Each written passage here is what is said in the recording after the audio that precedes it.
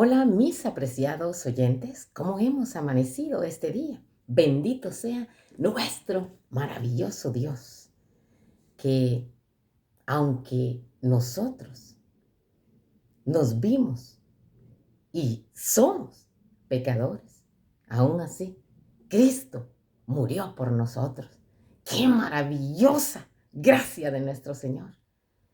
¡Qué misericordia más abundante! Aprovechémosla. Hoy que hay oportunidad, hagamos cuenta con el Señor, ¿verdad?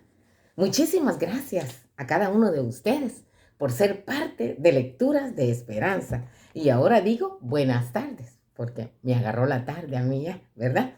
Espero que el Señor esté contigo y que estas lecturas te puedan llevar ánimo, esperanza. Muchísimas gracias a mis compañeros y mis compañeras de escuela que en diferentes países escuchan estas lecturas. Y a cada uno de ustedes, definitivamente, siempre mis agradecimientos. Ya sea que seas parte de la iglesia de la comunidad adventista, ya sea que seas de otra comunidad cristiana, ya sea que también tú seas budista, gnóstico, cualquiera, no importa quién seas tú, te agradezco por hacerme parte de tu vida.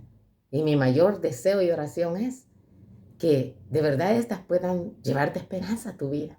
Bendito sea nuestro Señor Jesucristo. También a ti, que no crees en Dios, eres bienvenido a estas lecturas. Eres bienvenida. Mi esperanza es que a través de estas lecturas también el Espíritu Santo pueda hablar a tu vida. Aunque tú no lo creas, Él es real. Y por ser real, tiene el poder de llegar a tu vida, de impactarte y de convencerte. Gloria sea a nuestro Señor Jesucristo. Estamos leyendo el libro de Josué, ¿verdad? Y para esta ocasión vamos a leer una historia que se nos relata de los Gabaonitas. Bueno, ¿quiénes eran los Gabaonitas? Según la historia, dice que los Gabaonitas eran de una ciudad antigua, cananea, ubicada al noreste de Jerusalén. Y de hecho, ahora, ¿verdad? Cuando una persona usa de falsedad para describir cuando una gente está siendo mentirosa a veces con uno, o que está actuando con engaño para obtener algún beneficio o hacer alianza, a veces se usa este término, Gabaonita, ¿verdad? Vamos a leer nosotros ahorita, allí en el libro de Josué, el capítulo 9. Leamos el versículo 21 al 27.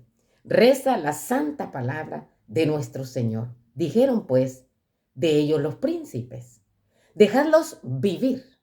Y fueron constituidos leñadores y aguadores para toda la congregación, concediéndoles la vida, según les había prometido los príncipes.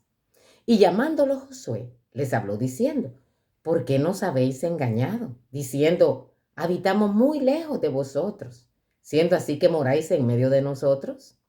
Ahora pues, malditos sois, y no dejará de haber entre vosotros siervos, y quien corte la leña y saque el agua para la casa de mi Dios. Y ellos respondieron a Josué y dijeron, como fue dado a entender a tus siervos, que el Señor tu Dios había mandado a Moisés, su siervo, que os había de dar toda la tierra y que había de destruir a todos los moradores de la tierra delante de vosotros. Por esto, temimos en gran manera por nuestra vida a causa de vosotros, e hicimos esto. Ahora pues, henos aquí en tu mano. Lo que te pareciere bueno y recto, haced de nosotros. Hazlo. Y él lo hizo así con ellos, pues lo libró de la mano de los hijos de Israel y no los mataron. Y Josué los destinó aquel día a ser leñadores y aguadores para la congregación y para el altar de Yahvé, en el lugar que el Señor eligiese, lo que son hasta hoy. Mira qué situación, ¿verdad? ¿Qué pasa con nosotros cuando alguien nos engaña?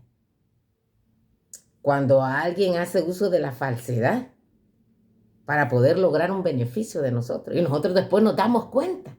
Bueno, quiera Dios que nos comportemos. Voy a decir que nos comportemos o actuemos con misericordia, así como Dios ha tenido misericordia de nosotros. Es difícil a veces, ¿verdad?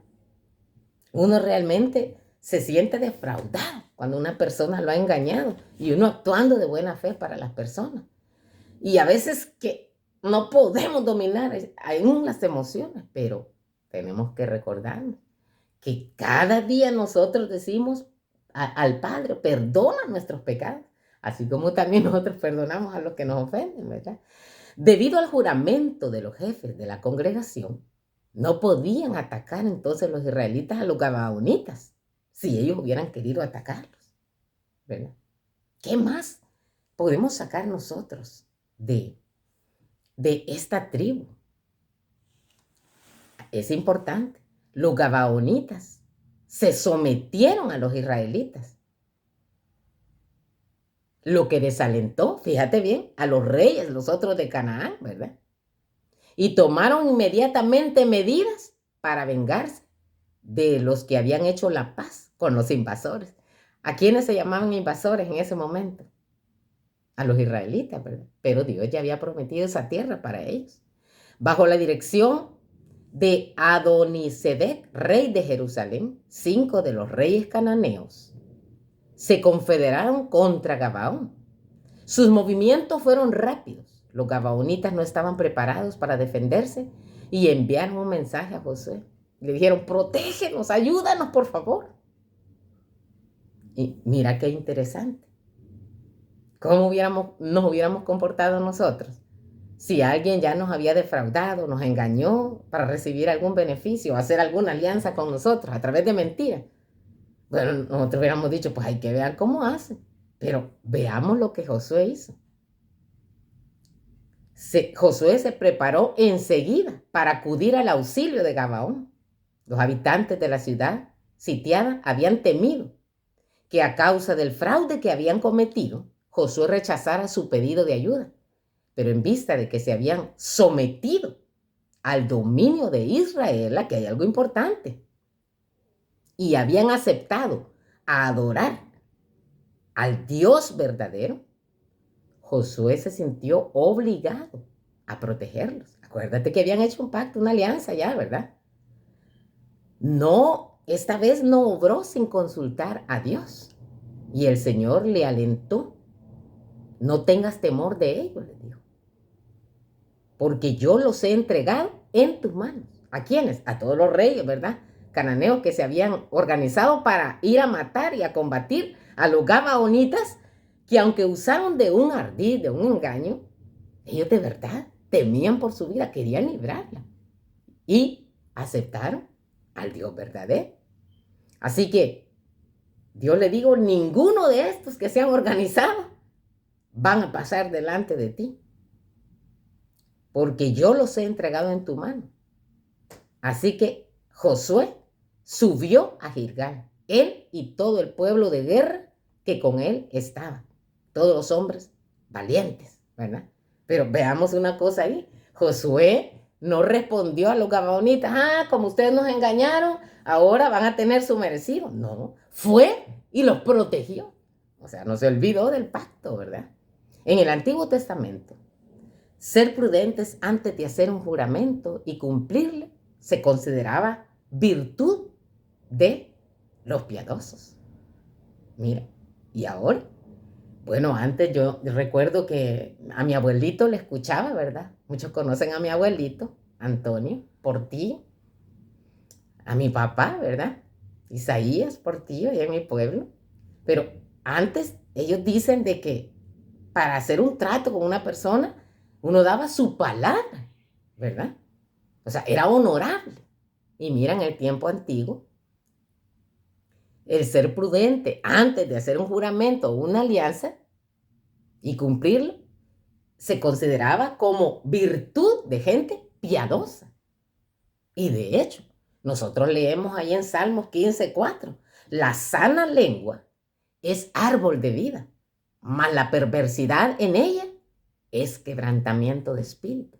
Y en Salmos 24:4-6 dice, los inocentes y puros de corazón, los que no adoran a dioses que ellos mismos han confeccionado, ni hacen juramento para afirmar lo falso, estos recibirán la bendición del Señor, dice. Alabado sea Jehová. Él los declarará inocentes y serán justificados.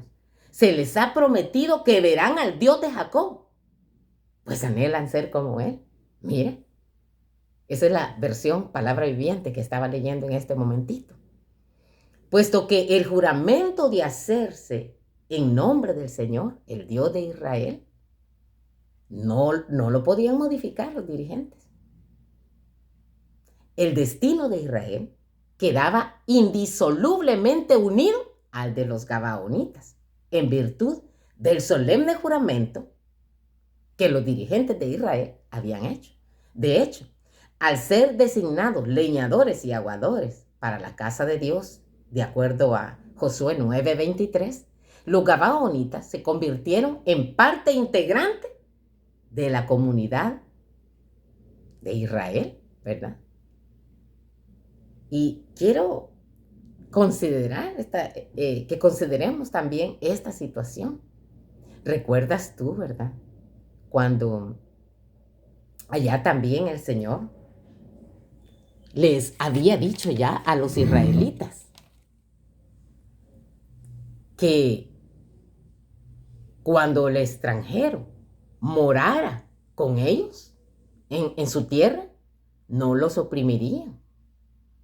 Como un natural de vosotros, tendréis al extranjero que peregrine entre vosotros, les dijo. Y tienes que amarlo como a ti mismo. Así les había dicho, Levíticos 19:33-34. Y por supuesto, ellos tenían una orden de Dios, ¿verdad? De destruir a todos los cananeos. Ahí lo puedes leer en Génesis, ¿verdad? Capítulo 14, versículo 15. Perdón, capítulo 15, versículo 16. ¿Por qué había sido dada esa orden? Porque Dios, en su grande sabiduría, que sabe todo, lo más profundo de nuestro ser, también sabía, ¿verdad?, de que estas naciones eran tan corruptas, tan malvadas, pero todavía, dice ahí, el colmo y su maldad no había llegado hasta lo último y todavía Dios les estaba dando más tiempo, ¿verdad?, para que dejaran ese mal camino. Así que Dios ya les había dicho también, ¿verdad?, que no deberían de oprimir a los extranjeros y que los trataran bien. Pues eso no se nos debe de olvidar a nosotros también, que aunque una persona no sea de mi nacionalidad, bueno, voy a dejar eso a un lado. Ya iba a decir de mi nacionalidad, de mi color de piel, de mi manera de pensar, pero voy a ir más al fondo de lo que se necesita. Aunque una persona no comparta las mismas creencias que yo, eso no me da el derecho a mí para yo maltratar a esa persona. O es más, para pedir auxilio legal y violentar a esa persona. Dios respeta mucho la libertad, el libre albedrío de cada persona. Alabado sea el Señor por eso. Así que no porque una persona no sea de mi congregación o de mis creencias, yo debo verla de otra manera. Tenemos que ver más allá de las apariencias, hermanos, hermanas. Y por supuesto, teniendo el cuidado que Dios les había dicho que no hicieran alianza con ellos, ¿verdad? ¿Pero por qué razón? No era por discriminación, sino que también dice un dicho, el que anda entre la miel algo se le pega, ¿verdad? Hay que tener un gran cuidado para tratarlo. Y tener cuidado si lo vamos a generalizar también. Porque de hecho, uno que es madre o padre, tiene a su hijo, adolescente o niño, y cuando ve que se está juntando o que pasa mucho tiempo con un niño que tiene malas mañas, uno trata de separarlo un poco, ¿verdad? ¿Por qué razón? Porque los jóvenes, los niños no tienen la capacidad suficiente a veces, no a veces, no voy a decir a veces, no tienen la capacidad de analizar si se les invita a hacer algo, si aquello no va a ser perjudicial para su salud, para su vida, o si no va a cometer un delito, ¿verdad? Y después va a terminar en la cárcel. Así que quiero que entendamos bien esta situación. Entonces, como hijos y como hijas de Dios, a veces nosotros cuidamos esta situación, porque Dios también nos dice que no nos unamos en yugos desiguales, ¿verdad? Y esto es en todos los aspectos, no solo cuando uno se casa. Y de hecho, tenemos nuestros resultados tremendos cuando desobedecemos el principio bíblico. Que Dios nos ayude, ¿verdad? El destino de Israel quedaba así que indisolublemente unido al de los gabaonitas. La respuesta de Josué, en contraste con el veredicto de los gobernantes de Israel, que decretaba la servidumbre en beneficio de toda la congregación, transformó entonces la maldición en una bendición potencial para los gabaonitas. Y ahí vemos la sorprendente gracia de Dios, de misericordia, a través de este hombre Josué para los gabaonitas, ¿verdad? Los constituyeron en aguadores y en leñadores. Sin embargo, notemos también que los gabaonitas se vistieron de andrajos, desgastaron sus sandalias, ¿verdad? Y dijeron, tus siervos venimos de tierras lejanas. Y incluso enmojecieron el pan que tenían, ¿verdad? Por favor, hemos oído de lo que el Dios de ustedes ha hecho con los otros reyes. Queremos hacer alianza con ustedes. Después Josué se da cuenta del engaño, ¿verdad? Que ellos habían cometido. Así que, de alguna manera, algunos del pueblo se molestaron mucho, ¿verdad? Pero Josué, y de hecho quiero decirte también, que los gabaonitas habían adoptado el manto de pobreza con fines de engaño y les quedó como insignia de servidumbre perpetua. Pero aún así, mira a Josué cómo los trata. En vez de destruirlos o matarlos, les da una gran bendición, ¿verdad? Porque servir a la casa de Dios, servir a Dios mismo, es una gran bendición, es un privilegio, ¿verdad? Y ya dentro de poco se acercan los nombramientos, ¿verdad? Los privilegios que Dios le da a los miembros del pueblo para servir. Entonces no lo veamos como algo, allí, ¿verdad? Que nos queremos escapar, ¿no? Es un privilegio. Así que también depende de la percepción que nosotros tengamos de ello. Josué no rechazó el pedido de los gabaonitas para irlos a proteger a pesar de su engaño. Tremenda gracia y misericordia, ¿verdad? Que nos enseña a nosotros también. La historia posterior de Gabaón atestigua los elevados privilegios religiosos de los que gozaba la ciudad, así como su lealtad al pueblo de Dios. El voto hecho de Israel se mantuvo a través de las generaciones, de modo que cuando los israelitas regresaron de 70 años de cautiverio de Babilonia, los gabaonitas estaban entre quienes ayudaron a reconstruir a Jerusalén, de acuerdo a Nehemías capítulo 7, 25. Sus acciones tuvieron entonces consecuencias positivas, eternas, pero solo por la gracia de Dios, ¿verdad? ¿Qué hubiera sucedido si los gabaonitas hubieran pedido misericordia, como lo hizo Rahab? ¿Te acuerdas de la lectura pasada que tuvimos? No se sabe, pero no podemos descartar la posibilidad de que incluso una consulta a la voluntad de Dios podría haber exceptuado a los gabaonitas de la destrucción. El propósito último de Dios no es castigar a los pecadores, sino vernos arrepentidas y concedernos su misericordia, ¿verdad? Como leemos nosotros ahí en Ezequiel 18, 23. ¿No crees que me alegra ver que el malvado deja su mal proceder y vive? Es la pregunta de Dios, allí en Ezequiel 18:23. Arrepintámonos entonces, ¿verdad? Y cambiemos de proceder. Dice Ezequiel 33:11. Pero como que soy Dios, digo que no me gusta ver que mueran los pecadores. Pero me llena de gusto ver que abandonan sus caminos de perversidad y viven. Dejemos entonces, ¿verdad?, nuestros pecados, nuestros caminos de perversidad y vivamos. ¿Qué necesidad hay de que muramos? Y estoy hablando de esa muerte segunda, la muerte eterna, porque en algún momento nos vamos a morir. Es lo que más cerca uno tiene y de lo que a veces menos piensa o se alista. Pero, ¿qué necesidad hay que muramos la muerte segunda? Escojamos la vida, escojamos a Cristo Jesús. Dejemos el mal camino, ¿verdad? Con la ayuda del Señor lo podemos hacer. Tú también lo puedes hacer. Porque Dios es el que pone en ti el querer como el hacer por su santísima voluntad.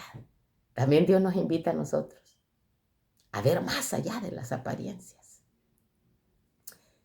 En la sesión anterior vimos de Rahab, una ramera, pero no siguió en ese camino.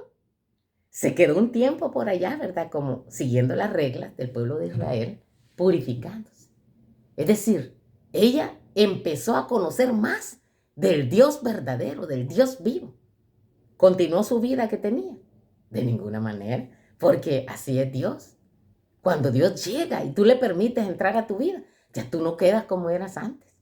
Cambia sí o sí, por el poder del Espíritu Santo, por la gracia bendita de Cristo Jesús. Alabado sea el Señor, ¿verdad? Vemos a los gabaonitas también. Usaron de engaño, ¿verdad? Pero siguieron en su proceder así. No, se integraron a la comunidad israelita. ¿Y nosotros qué hacemos, hermanos? ¿Qué hacemos nosotros, hermanos?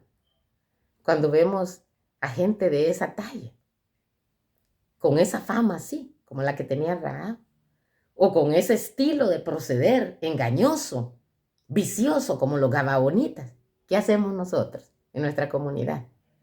También aceptamos a esta gente. Lo vemos con ojos de compasión. Quiera Dios que así sea, ¿verdad?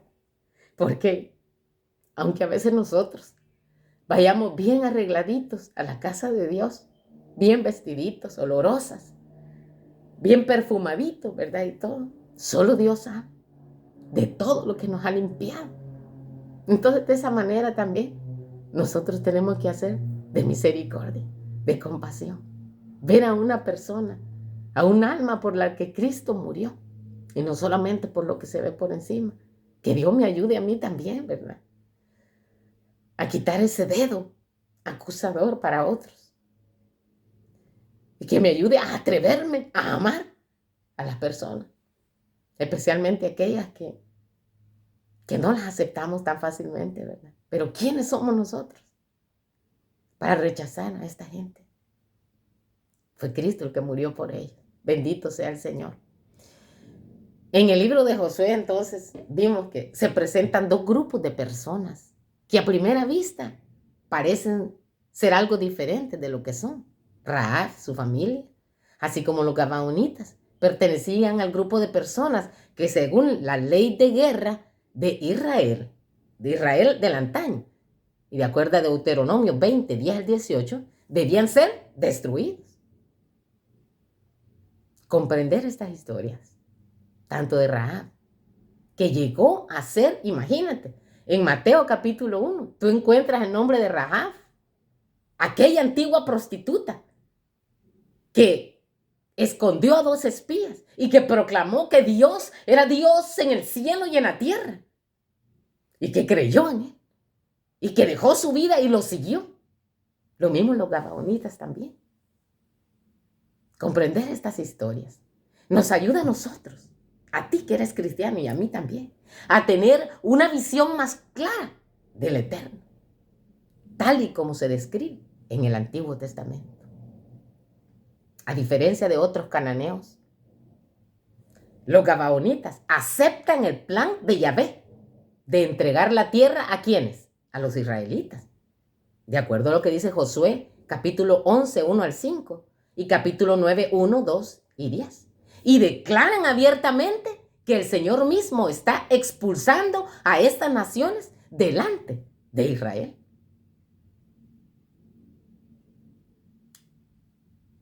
A veces, los motivos, ¿verdad?, para asociarnos con el pueblo de Dios parecen encomiables. El método que resulta, en última instancia, muchas veces en una posición menos favorable dentro de la comunidad y de otras personas. ¿Qué hacemos nosotros?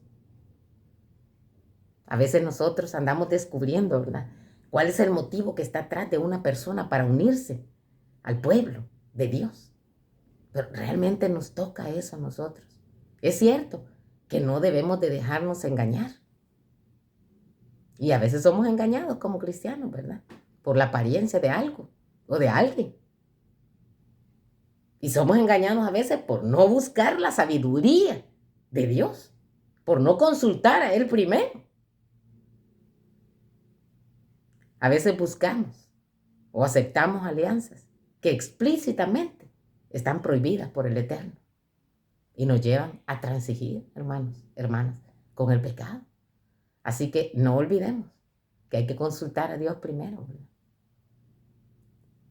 Los errores de mi vida los he pagado caros, pero han sido errores míos por haber tenido, por no haber pedido primero la dirección de Dios. Y se pagan toda la vida. Claro que Dios es misericordioso y nos ayuda a sobreponerlo, pero las consecuencias se llevan y también las pagan otros que realmente no han hecho nada. Así que es mejor consultar al Señor, ¿verdad? Doblegarnos, humillarnos delante de Él y saber y situarnos en el lugar que debemos de situarnos. De hecho, dice ahí en Eclesiastés capítulo 5, 2, 6, piensa antes de hablar y no hagas promesas precipitadas que después no puedas cumplir. Dios está en el cielo y es dueño del universo. Reconoce tu lugar. Yo debo de reconocer el lugar. Soy criatura. ¿Cómo es que quiero saber más que Dios? Y eso es lo que nos pasa muchas veces. Y por eso nos damos, ¿verdad?, en los dientes, como dice un dicho allá por mi pueblo. Pero la misericordia de Dios es grande, su gracia, que nos levanta a pesar de que hemos pisoteado su nombre. Yo no cuento esto porque me alegre, no. Lo menciono con vergüenza y lo digo para que tú también te animes, que Dios te da otra oportunidad. Aunque otros no te la den, Dios te extiende otra oportunidad. No la desprecies. No volvamos a pasar por el mismo camino de error. Con la ayuda del Señor lo podemos hacer. Él está de parte tuya y pelea tus batallas. No estás sola.